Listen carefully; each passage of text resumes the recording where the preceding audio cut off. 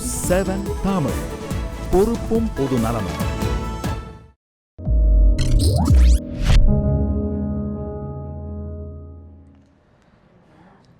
Zero மீண்டும் வரவேற்கிறேன்.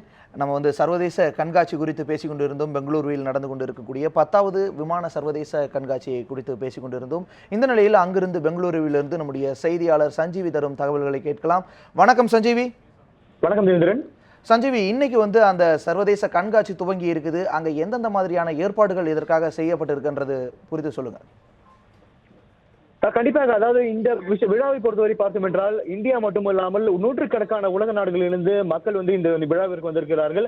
அதே போல 49 நாடுகளைச் சேர்ந்த விமானங்கள் இந்த இடத்தில் வைக்கப்பட்டிருக்கிறது.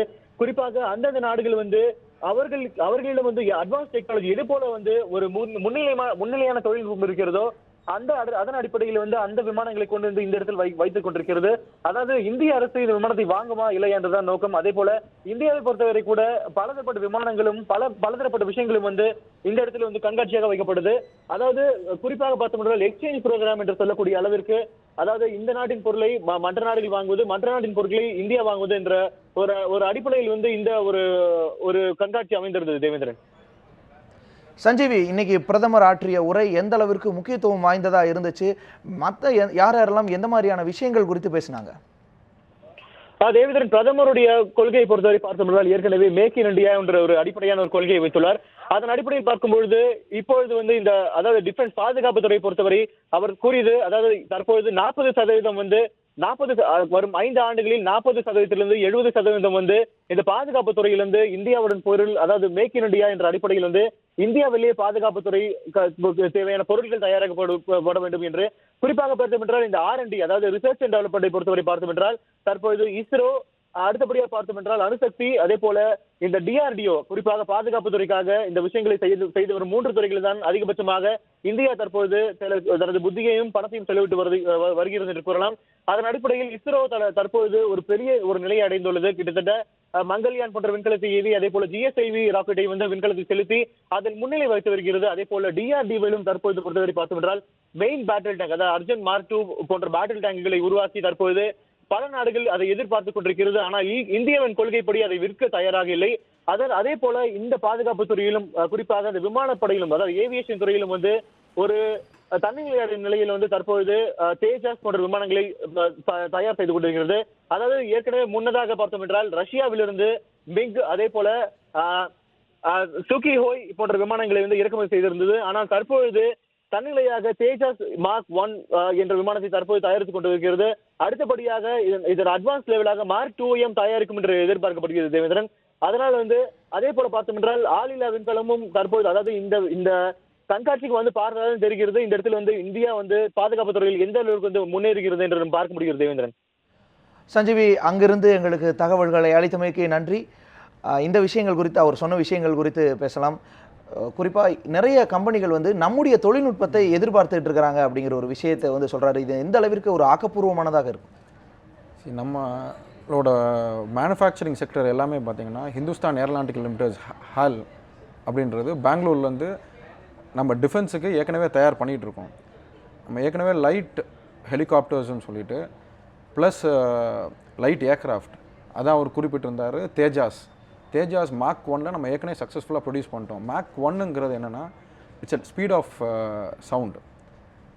அந்த ஸ்பீடில் போகிற விமானத்தை நம்ம ஏற்கனவே தயார் பண்ண ஆரம்பிச்சிட்டோம். இப்போ மார்க் 2 நம்ம ஏற்கனவே பண்ணிகிட்ருக்கோம். இது நம்ம சக்ஸஸ்ஃபுல் ஆயிடுச்சுன்னா நம்மளோட டிஃபென்ஸுக்கு ரொம்ப பலமானதாக இருக்கும். நிச்சயமாக இந்த நேரத்தில் பெங்களூருவில் தொடங்கியுள்ள இந்த சர்வதேச விமான கண்காட்சியில் எந்தெந்த மாதிரியான விமானங்கள் இடம்பெற்றிருக்கின்றன, அனைவரது கவனத்தையும் ஈர்த்த விமானங்கள் எவை என்பது குறித்த ஒரு தொகுப்பை பார்க்கலாம். இந்தியா மற்றும் ரஷ்யாவின் கூட்டு முயற்சியில் உருவான 4ஆம் தலைமுறை போர் விமானம் சுகோய். இந்திய வான்படையில் இருக்கும் அதிநவீன போர் விமானமான சுகோய் 30 பயன்படுத்தப்படும் இந்திய மின்னணுவியல் தொழில்நுட்பங்கள் வெற்றிவேல் என்னும் திட்டத்தின் கீழ் 6 ஆண்டு கால ஆராய்ச்சியில் உருவானவை. சுகோய் 5ஆம் தலைமுறை விமானம் தற்போது உருவாக்கப்பட்டுக் கொண்டிருக்கிறது.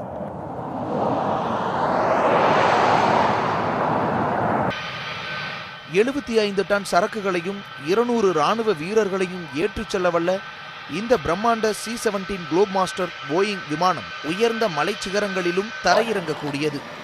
இந்த வகையான 10 விமானங்களை அமெரிக்காவிடமிருந்து இந்தியா வாங்கியுள்ளது.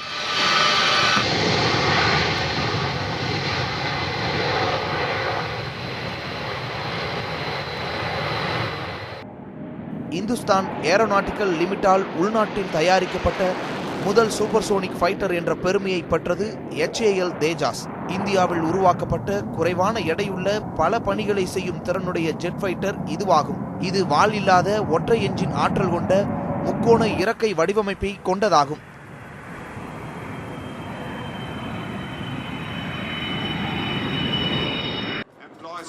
இந்தியாவின் இந்துஸ்தான் ஏரோநாட்டிக்கல்ஸ் லிமிடெட் நிறுவனத்தினரால் ஜெர்மனியின் MBB உதவியுடன் உருவாக்கப்பட்ட HAL துரு ஹெலிகாப்டரின் முதல் பரிசோதனை வான் பயணம் 1992 நடந்தது.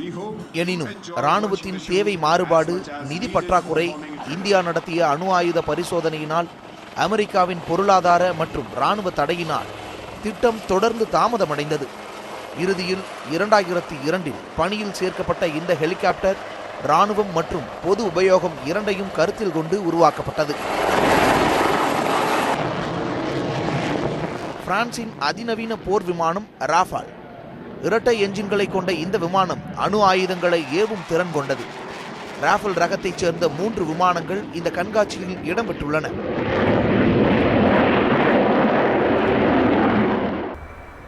போயிங் நிறுவனத்தால் உருவாக்கப்பட்டு அமெரிக்க கடற்படையால் உருமாற்றப்பட்ட போயிங் P-8 பொசைடன் நீர்மூழ்கி கப்பல் எதிர்ப்பிலும் தரை பாதுகாப்பிலும் முக்கிய பங்கு வகிக்கிறது. மின்னணு உளவு தொழில்நுட்பம் உள்ளிட்ட பல்வேறு தொழில்நுட்பங்கள் இதில் பயன்படுத்தப்படுகின்றன.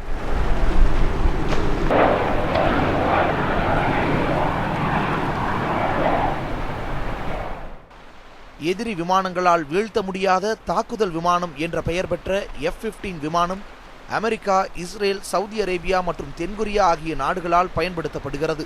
அனைத்து வானிலைக்கும் இந்த விமானம் தாக்குப்பிடிக்கக்கூடியதாக உருவாக்கப்பட்டுள்ளது.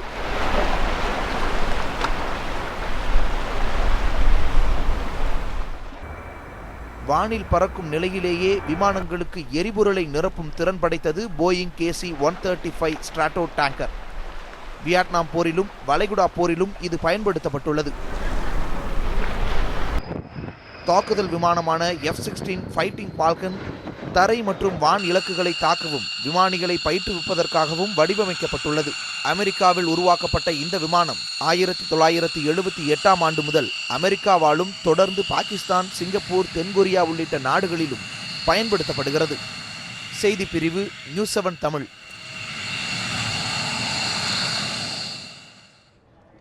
இந்த விஷயங்களை எல்லாம் பார்த்தோம். நிறைய அதிநவீனமான விமானங்கள் எல்லாம் இந்த பெங்களூரு சர்வதேச விமான கண்காட்சிக்கு வந்திருக்கிறத பார்க்க முடிகின்றது. இதில் நிறைய விமானங்கள் இந்தியாவிலேயே இருக்குது. நிறைய விமானங்களை நம்ம வாங்கி இருக்கிறோம். எந்த விஷயங்கள் இதில் வந்து நம்ம இந்தியாவிற்கு வந்து அதிக பயனுள்ள விமானங்களாக இருக்கும்? எதை வாங்குவது நமக்கு அதிக பயனுள்ளதாக இருக்கும்? இந்த வருடம் பார்த்தீங்கன்னா குளோப் மாஸ்டர்ன்ற ஒரு டிரான்ஸ்போர்ட் விமானம் டிஃபென்ஸுக்காக ஒரு 10 ஆர்டர் பண்ணியிருக்காங்க. ஸோ அந்த குளோப் மாஸ்டர் என்னென்னா 200 soldiers plus 70 ton capacity of weight நம்மளோட ஒரே டைமில் இது டிரான்ஸ்போர்ட் பண்ண முடியும். அதில் இது நம்மளோட டிஃபென்ஸுக்கு வந்து அதிகப்படியான வலிமையை சேர்க்கும். Plus it helps in the transport during the contingency times also for supply of foods to the border. அந்த ஏர்லேயே ஃபியூல் ஃபில் பண்ணுற ஒரு ஃப்ளைட்டை பற்றி பார்த்தோம். அந்த மாதிரியான விமானங்கள் இந்தியாவில் இருக்குதா, அல்லது அந்த தொழில்நுட்பம் இந்தியாவிற்கு வந்து எந்த அளவிற்கு பயனுள்ளதாக இருக்கும் அந்த தொழில்நுட்பங்களை வாங்கும் பொழுது? அதை வந்து யூஎஸில் வந்து ஸ்ட்ராட்டோ டேங்கர்னு ஒரு டெக்னாலஜி யூஸ் பண்ணிகிட்டு இருக்காங்க. ஸோ இதை வந்து என்னென்னா வானிலேயே வந்து ஒரு ஏர்க்ராஃப்ட்டுக்கு ஃபியூவல் ஃபில் பண்ணுற டெக்னாலஜி இது. இப்போதைக்கு தற்பொழுது நம்மளோட இந்தியாவில் இந்த மாதிரி ஒரு டெக்னாலஜி இல்லை. இதை வாங்குறதுக்கு பதிலாக நம்ம ப்ரொடியூஸ் பண்ணாலே நம்மளுக்கு யூஸ்ஃபுல்லாக இருக்கும். Make in India technology. நிச்சயமாக தேஜாஸ் மேக் இன் இந்தியான்னு சொல்லும் பொழுதே சுகோய் இந்த மாதிரியான விஷயங்கள் எல்லாம் நம்ம ரஷ்யாவோட கூட்டு முயற்சியிலோ அல்லது மற்ற நாடுகளின் கூட்டு முயற்சியிலோ தயாரிக்கின்றோம். தேஜாஸை பொறுத்தளவு நம் நாட்டிலேயே தயாரிக்கக்கூடிய ஒரு விமானம், அதுவும் சூப்பர்சோனிக் அளவிற்கான ஒரு விமானமாக இருக்கும்போது அது எந்த அளவிற்கு நம்முடைய வல்லமையை காட்டக்கூடியதாக இருக்கும்? சுக்காய் என்று எடுத்துக்கிட்டிங்கன்னா அது ரஷ்யன் விமானமாச்சு. இனிஷியலாக பார்த்தீங்கன்னா கம்ப்ளீட்டாக அது வந்து ரஷ்யன் டெக்னாலஜிலேயே பண்ணோம். அப்புறம் நம்ம கூட்டு முயற்சியில் பண்ண ஆரம்பித்தோம். இப்போ மேஜர் டெக்னாலஜி சுக்காயில் நம்மளோட டெக்னாலஜியை பொறுத்து பண்ணிகிட்ருக்கோம். இப்போ தேஜாஸ் வந்து 100% இந்தியன் டெக்னாலஜி, ப்ரொடியூஸ் பண்ணுறதும் இந்தியாவில், நம்மளோட டெக்னாலஜி, மேனுஃபேக்சரிங் எல்லாமே நம்மளோட டெக்னாலஜி. இது போல் நிறையா ஏர்க்ராஃப்ட்டு நிறையா டெக்னாலஜிஸ் ப்ரொடியூஸ் பண்ண ஆரம்பித்தோம். நம்மளோட டிஃபென்ஸ் அண்ட் சிவிலியனுக்கு ரொம்ப யூஸ்ஃபுல்லாக இருக்கும். நிச்சயமாக இந்த மாதிரியான விஷயங்கள் இந்தியாவிற்கு வந்து வரும்பொழுது எந்த அளவிற்கு அது பயனுள்ளதாக இருக்கும், இன்னும் எந்த மாதிரியான தொழில்நுட்பங்கள் இந்தியாவிற்கு கொண்டு வருவது அது இந்தியாவை மேலும் வல்லமையுள்ள நாடாக மாற்றும்? நீங்கள் இதுக்கு முன்னாடி நம்ம டெல்லி மெட்ரோ ரயில் எடுத்துக்கிட்டிங்க, இப்போ சென்னை மெட்ரோ ரயில் எடுத்துங்க. ஆண்டனாவுன்னு ஒரு ஏர்க்ராஃப்ட் இருக்குது. That's the largest transport aircraft in the world. அதில் ஒரு மெட்ரோ ரயில், ஒரு ட்ரெயினே வந்து அந்த ஏர்க்ராஃப்டில் வந்து டிரான்ஸ்போர்ட் பண்ண முடியும். அந்த மாதிரி டெக்னாலஜி இப்போ குளோப் மாஸ்டர் நம்ம வாங்கியிருக்கோம். இன்னும் அதோட சிறந்த டெக்னாலஜி நம்ம இந்தியாவில் ப்ரொடியூஸ் பண்ண முடியும். பண்ண ஆரம்பித்தோம்னா அதை நோக்கி இந்த மேக் இன் இந்தியா யூஸ்ஃபுல்லாக இருக்கும்னு நினைக்கிறேன். ஸோ அதை நோக்கி போனோம்னா we can start making technology. அந்த மாதிரியான விஷயங்களை போகும்பொழுது மேக் இன் இந்தியாவாகவும் இருக்கும், நம்ம வெளிநாடுகளுக்கும் நிறைய விஷயங்களை ஏற்றுமதி செய்கிறதாகவும் இருக்கும். எங்களோட அரங்கத்திற்கு வந்து இந்த விஷயங்கள் குறித்து, சர்வதேச விமான கண்காட்சி குறித்தும் நம்முடைய போர் இயந்திரங்கள், போர் விமானங்கள் குறித்தான ஒரு பெரிய தகவல்களை அளித்தமைக்கு நன்றி. மற்றும் ஒரு 0 ஓவரில் மற்றும் ஒரு அலசலை பார்க்கலாம்.